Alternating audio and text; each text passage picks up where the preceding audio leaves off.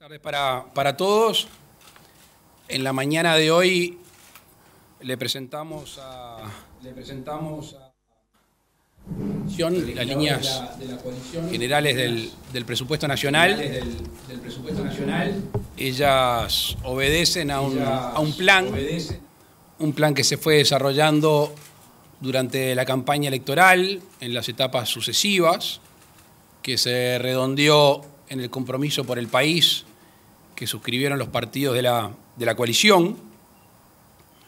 Un plan que se empezó a llevar adelante apenas empezó el gobierno, aún ante el surgimiento de la pandemia.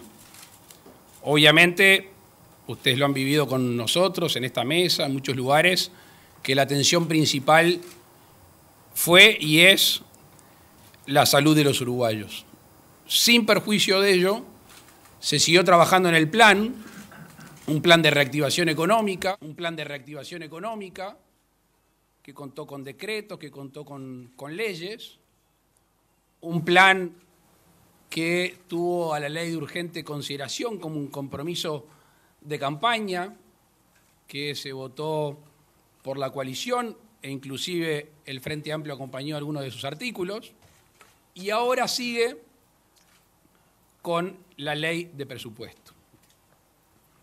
Una ley de presupuesto que está obviamente condicionada por los resultados de los gobiernos anteriores. Y ojo, y queremos aclarar que esto no es una excusa. Nosotros no vamos a decir o no vamos a usar una excusa que podría ser válida, que no se van a poder cumplir con los planes por los números que recibimos. El presupuesto nacional habla de ingresos y de egresos. Y sabemos que los ingresos provienen del bolsillo de los uruguayos. Y aquí, una vez más, un cumplimiento, un compromiso electoral. No vamos a aumentar los impuestos. Nosotros podemos cumplir el plan sin meterle la mano en los bolsillos a los uruguayos. Lo dijimos en campaña electoral, lo reiteramos, los bolsillos de los uruguayos no aguantan más carga impositiva.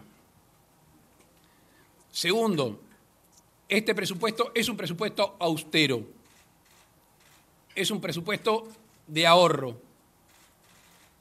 De nuevo, vamos a cumplir con el compromiso electoral que obviamente se retrasó por el COVID, de tener un ahorro en el entorno de los 900 millones de dólares o más. Con lo cual, el ahorro comprometido va a estar y la no suba de los impuestos también en este presupuesto nacional. El presupuesto nacional que es parte de la economía del país. Hay toda una economía del país que no pasa por el presupuesto nacional.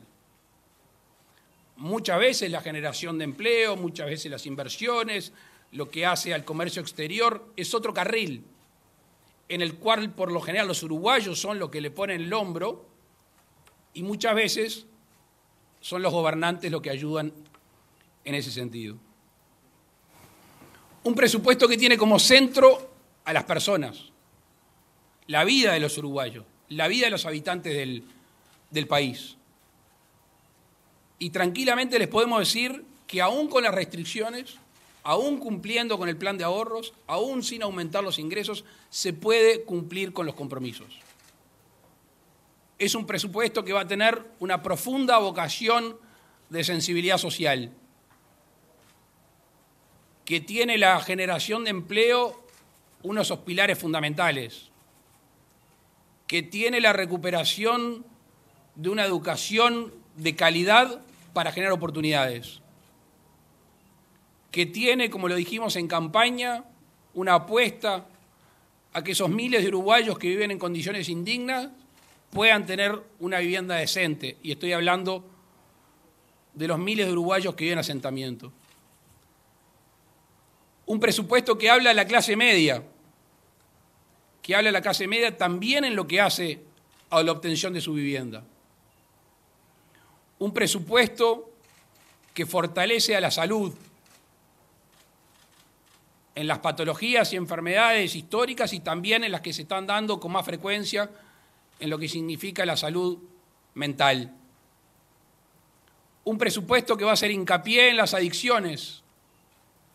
Esos miles de uruguayos, por lo general jóvenes, que son adictos y no tienen un tratamiento por parte del Estado a su alcance. Un presupuesto que va a destinar recursos y va a obtener recursos de manera extraordinaria para la generación de infraestructura tan necesaria para nuestro país y realmente generar esa descentralización para la igualdad de oportunidades. Por eso es un presupuesto realista y optimista, las dos cosas. Como somos optimistas, el presupuesto realista nos genera eso.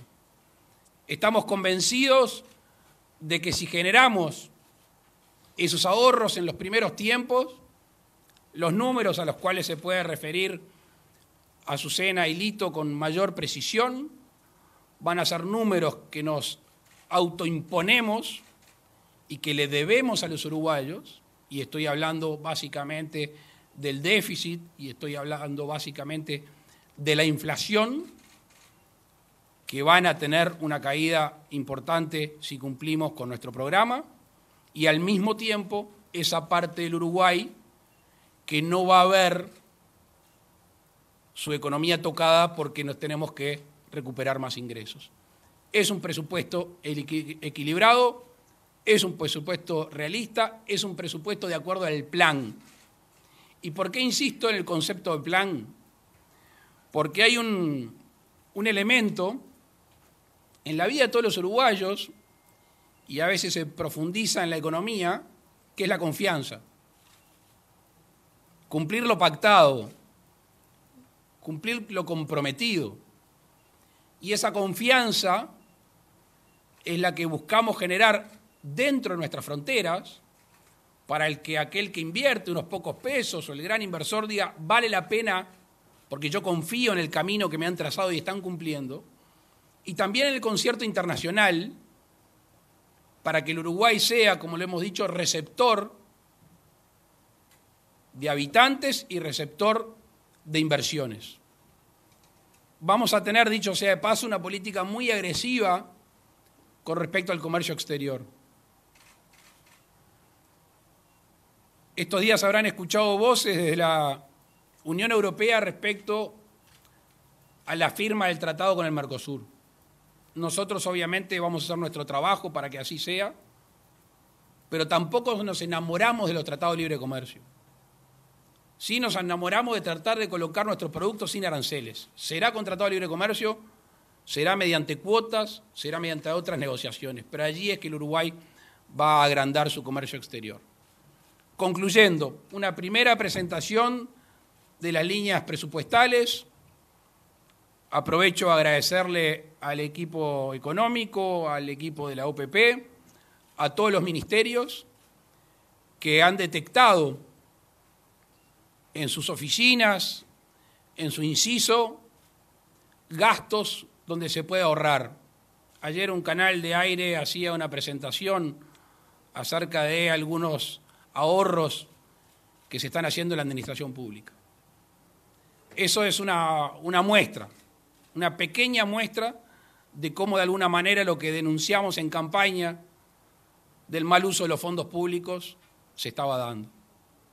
Y por último, en los próximos días van a tener noticias de las auditorías que hemos comenzado, algunas ya con resultado y otras en trámite que tendrán sus resultados, y veremos las derivaciones, dependiendo si hay irregularidades, desprolijidades, ilegalidades, cuál va a ser el rumbo que tome en los futuros días. Les agradezco y, como siempre, quedamos abiertos a preguntas. Les recordamos a nuestros colegas identificarse con nombre y medio al cual representan. Buenas tardes para todos, Matías Garro de Radio Universal, por aquí. Les quería consultar si se tuvo en cuenta el pedido del senador Guido Manini Ríos de aumentar los salarios en las Fuerzas Armadas y relacionado con ello si se está contemplando realizar algún tipo de modificación en lo que se conoce comúnmente como la caja militar. Muchas gracias. Sobre el segundo punto, y me alegro me lo hayas preguntado porque gran parte también de este plan hace a la reforma de la seguridad social. Que me alegro porque tendría que haberlo dicho al principio. Hay una comisión multipartidaria trabajando en ese sentido y va a tratar no solo del sistema general, sino que va a abordar a los subsistemas seguramente. Con respecto a la retribución de los funcionarios públicos que menos ganan, en este caso los soldados, es un compromiso asumido en el compromiso por el país. Y hoy no es el día para decir cifras y números, pero ante tu pregunta no la puedo esquivar y sí va a haber un aumento en ese sector. ¿Qué tal? Buenas tardes. Gustavo Guisulfo de Radio Uruguay. Tiene que ver un poco con la cuestión del ahorro en la administración pública, donde seguramente la reducción de la plantilla de personal va a ser importante. Se ha hablado de la cantidad de más de vínculos con el Estado en estos últimos tiempos. Yo le quería consultar a este respecto qué monto de dinero supone la reducción de la plantilla pública, cuántos puestos de trabajo supondrían, se perderían en ese sentido con esa medida, y cuál va a ser el criterio para decidir quiénes serán los cesados, además de consultarles si se ofrece alguna alternativa justamente para estos futuros desocupados. A ver, la reducción de la plantilla primariamente va por el no llenado de vacantes. O sea, no son futuros desocupados. Es gente que va a dejar de ingresar al Estado, no es que estaba en el Estado y de alguna manera se los sacó de la función pública. Por otro lado, estamos pensando con la Oficina Nacional de Servicio Civil algunos estímulos en lo que hace a la posibilidad de una excedencia. Cuando tengamos redondeado ese tema, con mucho gusto se lo vamos a decir. Las áreas sensibles no se van a tocar. O sea, en Uruguay no va a faltar una ambulancia. De hecho, van a haber más ambulancias. En Uruguay no va a faltar un docente. Ojalá que haya docente y más capacitado y con más herramientas. No se trata de afectar ningún área sensible. Todos sabemos que en muchas oficinas del Estado hay personal, pero superabundante. Y allí va a estar el cuidado de los recursos. Nosotros tenemos una obligación moral que es cuidarle los recursos a los uruguayos. Ese es nuestro desafío y se va a lograr sin erosionar o sin perjudicar la función pública.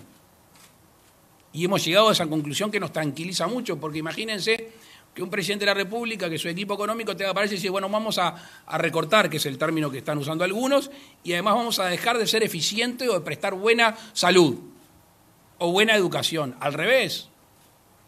Tenemos el deber de ser austeros y la confianza que con los recursos humanos y los recursos económicos, a paz de la logística, vamos a poder prestar igual o mejores servicios de lo que se venía prestando. ¿Qué monto supondría justamente la reducción en cuanto a los contratos? Está perfecto. No quiero decir un número hoy, así como no comenté el número total, sí que va a superar los 900 millones de dólares. Cuando demos el número final, se puede llegar a desagregar, entre otras cosas, por el tema de los contratos. Sí, buenas tardes, Pablo Fernández del diario El País.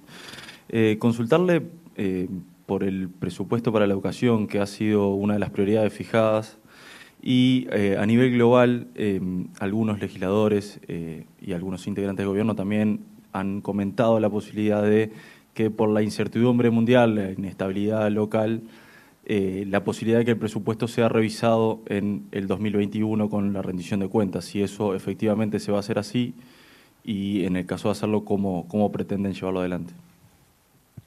Hoy temprano, cuando me tocó dirigirme a los legisladores, dije, mire, yo me pongo en el lugar de ustedes.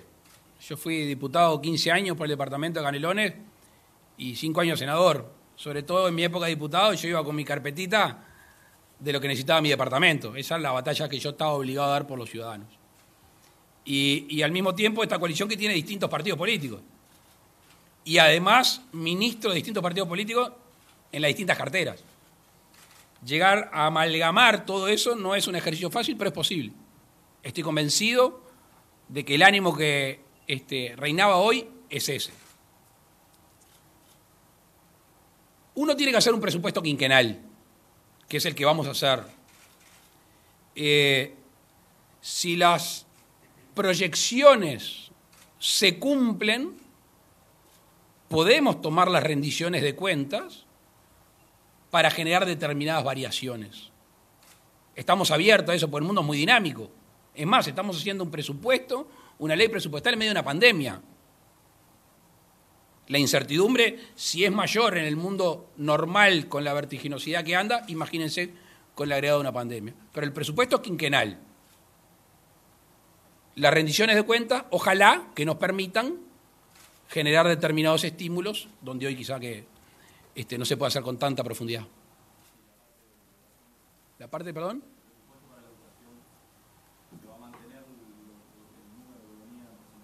¿Quiere contestar la base?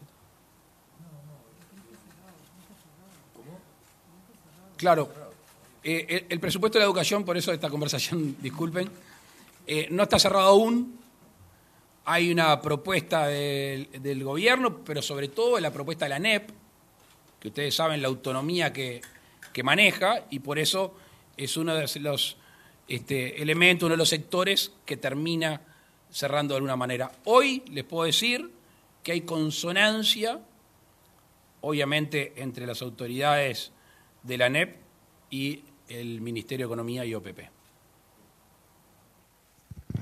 Buenas tardes a todos. Leonardo Silvera de Telemundo, Canal 12. Como decía, presidente, el presupuesto es quinquenal, pero se arma en medio de una pandemia, en medio también de reclamos que siguen insistiendo, por ejemplo, una renta básica, varios estudios internacionales que hablan de hasta 250.000 personas en clase media vulnerable que pueden caer en la pobreza. Vivienda y educación fueron marcadas como las prioridades. ¿Qué se va a hacer con estos números, con ese presupuesto, tanto para asistencias directas en MIDES, como también, usted decía, bueno, incentivar la reactivación económica con ese foco? Gracias. Primero con lo último, reactivación del empleo. No hay nada más digno para un ser humano que trabajar y llevar el dinero y el alimento para su casa. No hay nada más digno. Y cada vez que de alguna manera un trabajador sale del seguro de desempleo y lo retoma, para nosotros es una alegría. ¿Cómo va a terminar? Bueno, estamos viendo algún comportamiento. Y como lo ha dicho la ministra de Economía, y yo lo repito, nosotros no hemos agotado los gastos que podemos llegar a hacer debido a la crisis. No hemos ahorrado, hemos asistido. Y si eso se trata de una asistencia directa, lo va a seguir siendo. Estábamos recién viendo unos números que veo que los tiene la ministra de Economía en la primera hoja, como si supiera que iban a preguntar sobre ese tema. Asciende o va a ascender los gastos a 768 millones de dólares. Esa es la estimación que tenemos en virtud de la pandemia. Y si se tiene que gastar más, se va a gastar más. ¿Qué tal? Buenas tardes. Nicolás González de BTV Noticias, y la pregunta iba justamente a eso. Quería hablar un poco sobre las proyecciones en número en cuanto a los próximos años. Algo se supo hoy en cuanto a lo que dijeron los legisladores en base a la reunión que mantuvieron. Se prevé que la inflación siga creciendo, el déficit fiscal también. ¿Cuáles son los números que se proyectan y cómo son las perspectivas para el próximo año? Porque el ahorro previsto, según lo que manifestaron hoy al mediodía, de 900 millones de dólares empieza en 2021. ¿Cómo se hace justamente la cuenta y cuáles son las expectativas que se tiene para poder comenzar a ahorrar esa plata? Gracias. El déficit va a crecer ahora. De hecho, ya está creciendo y veremos a dónde termina. 6,3, 6,5 es la estimación que nosotros tenemos. Y acá es donde me pidió Azucena que no entre, pero un poquito voy a entrar. El año que viene va a haber una baja importante del déficit, según las proyecciones nuestras. Y así sucesivamente hasta el fin del gobierno, que lo tenemos situado en el 2,5. Me están corrigiendo que los números fiscales los puedo decir, decilos tú. Muy buenas tardes. El comentario del señor presidente de no compartir los números en detalle se refería a los números inflacionarios, porque en el día de mañana hay una discusión en el ámbito del Comité Macroeconómico, Banco Central, Ministerio de Economía y Finanzas. En ese comité se van a discutir cuál es la trayectoria de inflación para los próximos años. De cualquier manera, el equipo económico viene trabajando el tema de cuál es la evolución de los precios para adelante, y lo que hoy bien claro podemos afirmar, como decía el señor presidente, es que el escenario base para nosotros es de una inflación cayendo a lo largo de este periodo. El presidente del Banco Central ha sido bien claro en decir la inflación tiene que ir a niveles regionales e internacionales.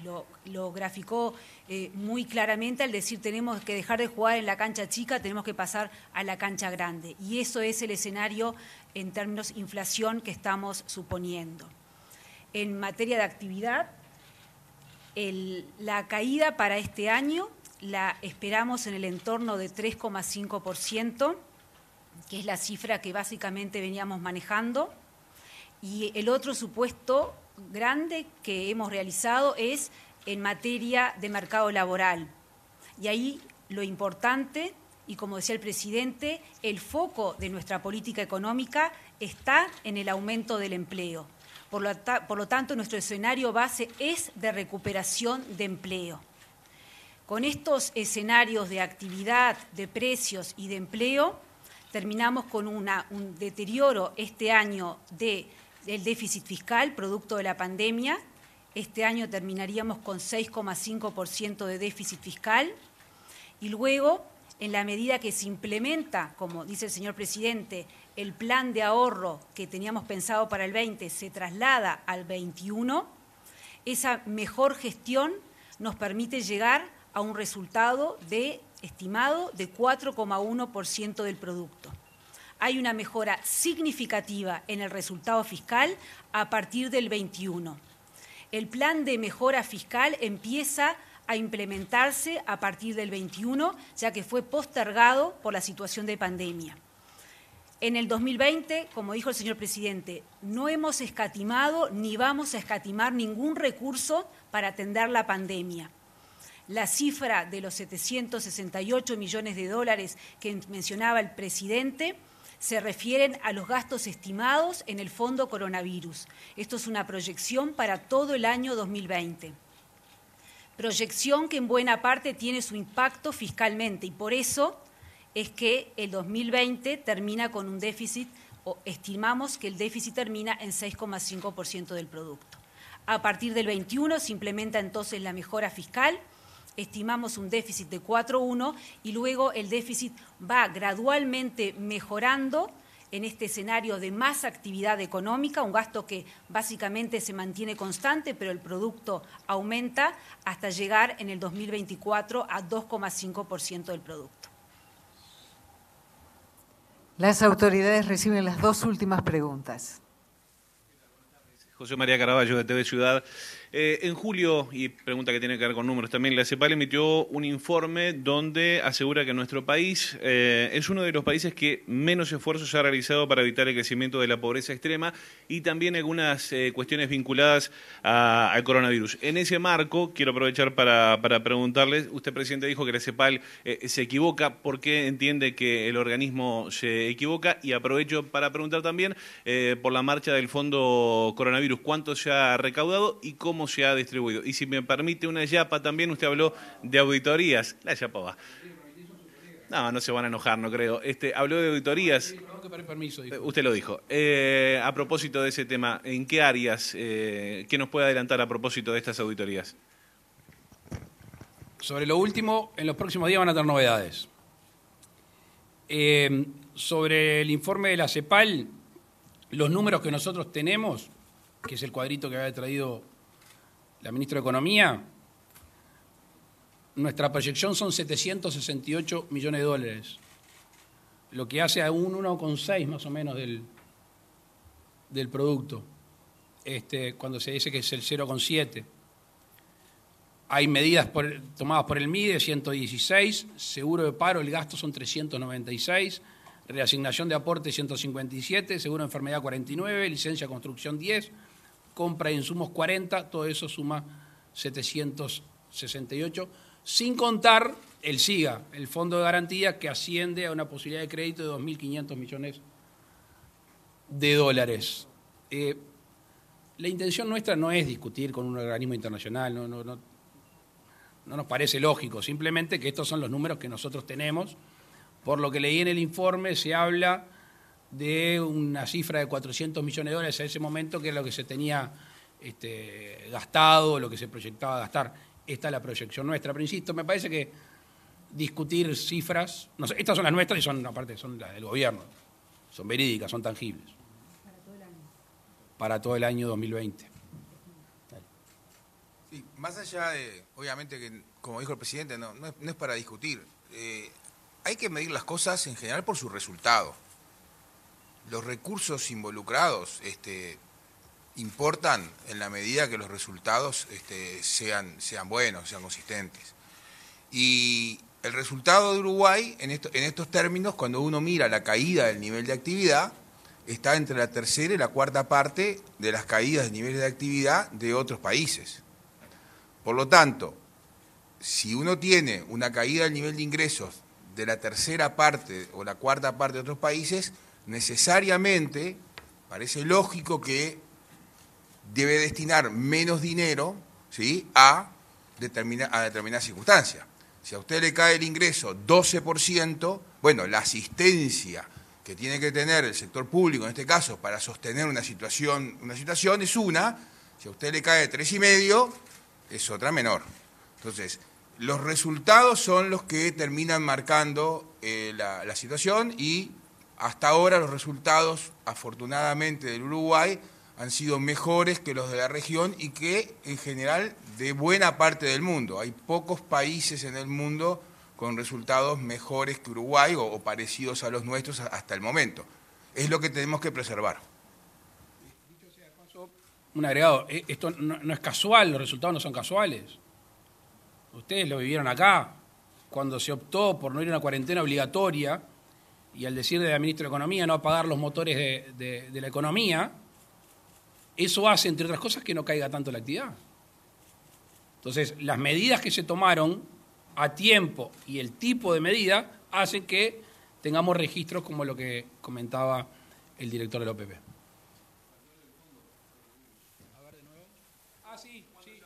Sí, estamos en un tire afloje con Azucena. La asignación de recursos tiene un proceso un poco engorroso debido a la transparencia de ellos. Pasan por varias oficinas, no los voy a aburrir con esta explicación. En ese sentido, el subsecretario Alejandro Irastorza, que está ahí, es el que está encargado de este proceso. Cuando tengamos el número redondo de ingresos y egresos, que seguramente no va a ser el final porque seguimos en emergencia sanitaria, se los vamos a presentar claramente para que ustedes lo informen a la opinión pública y nosotros lo vamos a colgar en la web de Presidencia.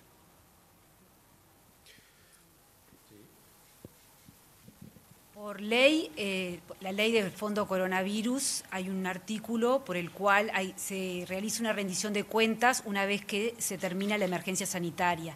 En ese periodo se va a presentar el detalle de todos los números. Básicamente lo que tenemos hasta ahora es la mitad de lo que el presidente anunció como estimado para todo el año, que son los 768 millones de dólares.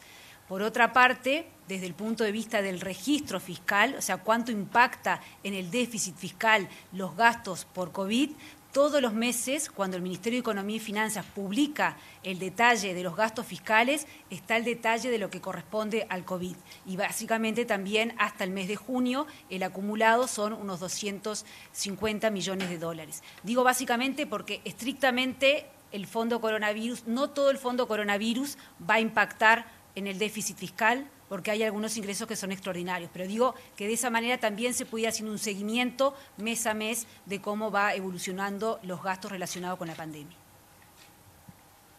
Por aquí Daniel Rodríguez de Subrayado Canal 10. Quería preguntar por unos compromisos de campaña y cómo se pueden reflejar en el presupuesto. Me voy a uno de 2014, que es el 1% del PBI para ciencia y tecnología, algo que ha estado en boga y en la discusión en los últimos tiempos. Preguntar si va a haber una remuneración especial para los docentes que trabajen en centros de contexto crítico, que eso también se manejó en campaña electoral, y si en los liceos modelo que están contemplados en el compromiso de la coalición se van a reflejar en el presupuesto en cuanto a obras a concretar en este periodo.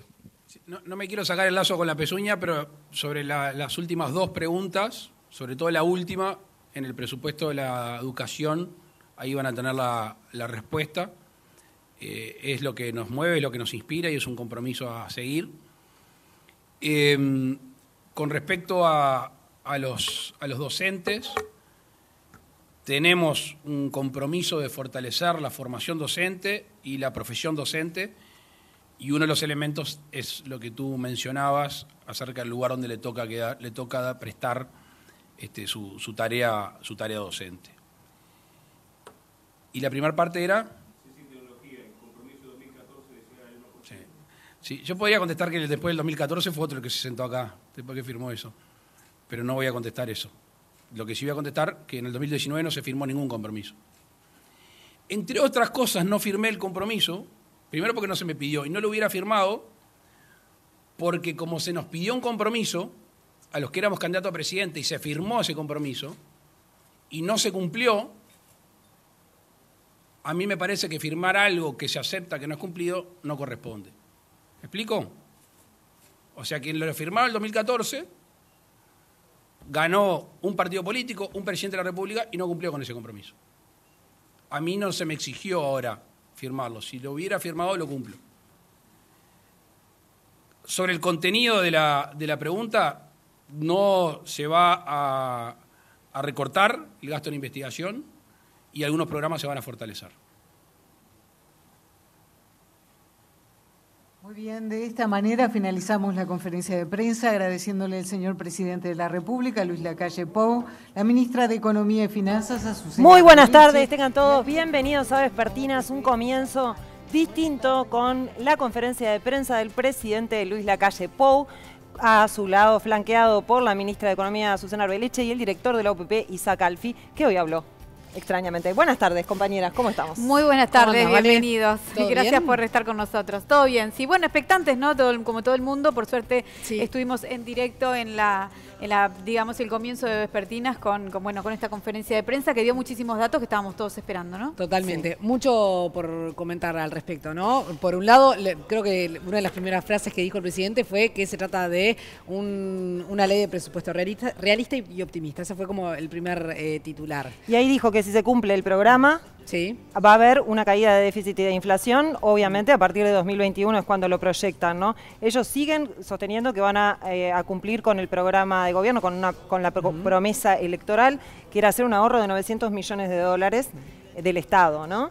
Y además se dio una proyección de déficit fiscal que no teníamos números, y es como que hubo ahí como un intercambio entre la ministra y el presidente, y ella se animó a decirlo, ¿no? Ella dijo que este año se va a llegar a un 6,5% del PBI en déficit fiscal, producto de la pandemia, pero que el año que viene se comprometen o esperan o proyectan llegar a un déficit fiscal del 4,1%. Y para fin del periodo del 2024, 2,5%. Y otra de las cosas que obviamente preocupa a los uruguayos desde siempre, ¿no? Es el tema de los impuestos. Y en eso fueron claros desde el comienzo que no se va a aumentar la carga impositiva. Sí, también otro tema que se abordó es el tema de la salud, que no es un tema menor para nosotros, y hacía mucho tiempo que nos hablaba del tema de la salud mental, que lo puso como uno de, digamos, de los grandes temas dentro de lo que es la salud. Hablaba de fortalecer la salud mental, hacer hincapié en las adicciones, o sea que también destinar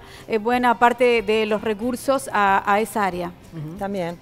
También habló de la educación, obviamente. Ya se trascendió que con la UTEC, dentro de los organismos descentralizados de la educación, con la UTEC ya está, digamos, bastante acordado. La UTEC está conforme con lo que le van a dar del presupuesto.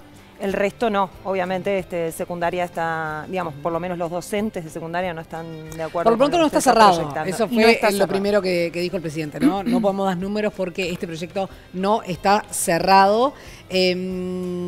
Por otro lado también habló... Vivienda también. Sí, vivienda. También habló de vivienda, pero a mí una cosa que me llamó la atención es cómo él lo definió, que es una ley de presupuesto que tiene una fuerte vocación de sensibilidad social y de generación de empleo, de educación de calidad, y empezó a detallar, ¿no?, cada uno de los puntos. Otro de los que hablaba Adri, justamente la salud, también de la vivienda decente, que decía Vale. Habló mucho de la clase media y de justamente ese acceso a la vivienda y lo importante que es. Igual ahí hago como un apunte personal, digamos. Me quedé pensando cuando dijo eso de la vivienda con respecto a la erradicación de asentamientos, que supuestamente era un objetivo del Ministerio de Vivienda. Me llama la atención que tiraron para atrás un realojamiento, ahora recién, de un asentamiento, ¿no? Y eso me llama la atención. Y también el tema de la ley de vivienda promovida, que claramente ya no es más de interés social, entonces, ¿cómo se va a promover el acceso a la vivienda de la clase media? Bueno, eso todavía sigue siendo una incógnita. Quizás buscan otros mecanismos. ¿no? Otros mecanismos, sí. Exactamente. Bueno, también se planteó por allí qué va a pasar con la gran cantidad de empleados públicos que hay en este país, el miedo a que se habló en principio de reducción, lo que no implica, aclaró, despedir gente, sino no cubrir las vacantes que van a ir quedando normalmente por gente que va dejando sus trabajos, ¿no? Porque se jubila, en fin, por diferentes motivos, pero que no se va a despedir gente. En un momento en el que estamos viviendo, donde el tema del empleo es crucial, dio como un buen mensaje, sobre todo para la ciudadanía en ese sentido, ¿no? En ese sentido, perdón, también yo hago apuntes de lo que está pasando, ¿no? Pero no, de lo que está pasando como para contextualizar. En ese sentido, COFE mañana, el sindicato de funcionarios públicos mañana hace un paro de 24 horas, porque en realidad lo que se está viendo, digamos, en esta cuestión es que la proyección del salario real de los funcionarios públicos es a no crecer y más bien a no mantenerse ni siquiera en los niveles en los que está hoy.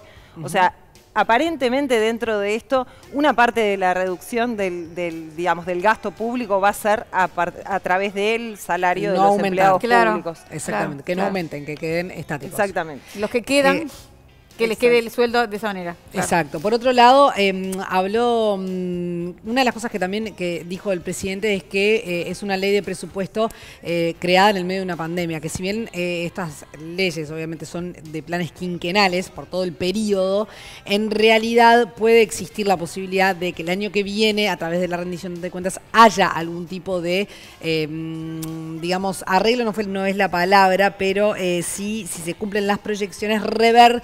Esa fue la palabra que utilizó algunos presupuestos. Dijo que no se agotaron los gastos para la asistencia que supone esta pandemia todavía, que si se lo necesita se los va a utilizar.